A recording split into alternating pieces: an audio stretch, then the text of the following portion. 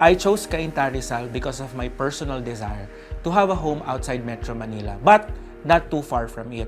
My family doesn't have a province, so ever since I was a child, I would always feel a bit jealous of my classmates during summer breaks because they got to go home to their provinces. So ako, dito lang ako sa Manila at nakikinig sa mga kwento nila after the break.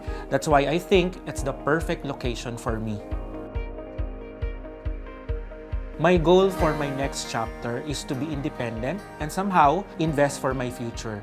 I don't want my hard-earned money go to waste, and I want to get something out of all the sleepless nights, sacrifices, the stress, and the hard work in my entire corporate journey. Knowing the developer of my next home is one of the factors because I am going to entrust my hard-earned money to them. I want to make sure that whatever happens, for instance, di ba, nung nagka-pandemic or other external challenges such as the economy, my investment do not go to waste and the development pushes through. I really felt the end-to-end service from the very beginning. Very, very helpful, seamless, and easy to talk to and transact with. Naramdaman ko talaga yung partnership.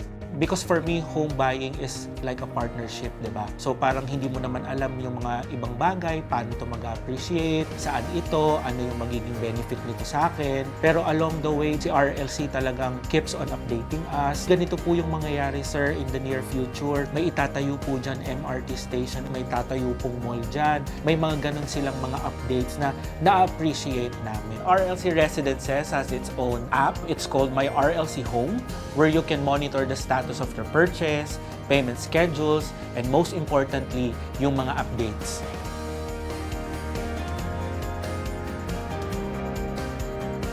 Sierra Valley Gardens really fits what I am envisioning for my future.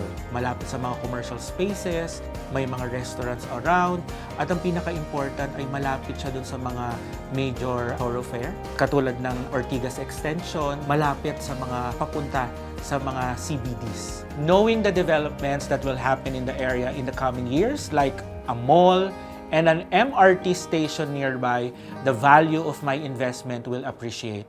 I am also looking forward to using its amenities, especially the clubhouse that literally has everything you think of. Of course, I was not born with a silver spoon. That's why the payment terms really help. Its flexibility allows me to prioritize what's important in the present while securing my future. Nag-book ako ng appointment, so nag-schedule kami. Pumunta ako sa kanilang showroom, 2 floors yon. So parang it's like a grand showroom for Sierra Valley Gardens. And then pagbukas pa lang ng pinto, ang nag-welcome sa akin ay yung parang display nila ng mga buildings at kung ano yung magiging itsura nito in the near future. Pag-akyat ko naman dun sa taas, may mga units akong nakita and yung unit ko kasi ay 1-bedroom unit no? So nakita ko na parang na-excite na ako na parang ganito ba yung magiging buhay ko? Tas ang ganda ng interior design niya na parang pwedeng-pwede kong gayahin if ever. And then paglabas ko sa balcony, may nakita akong parang taniman ng mga produce doon. Kasi ang sinabi sa akin ng seller, maraming open spaces and then sustainable siya na tumira doon. And I'm very excited na nakita ko yung lugar na yun kasi I really see myself na nandoon sa lugar na yun.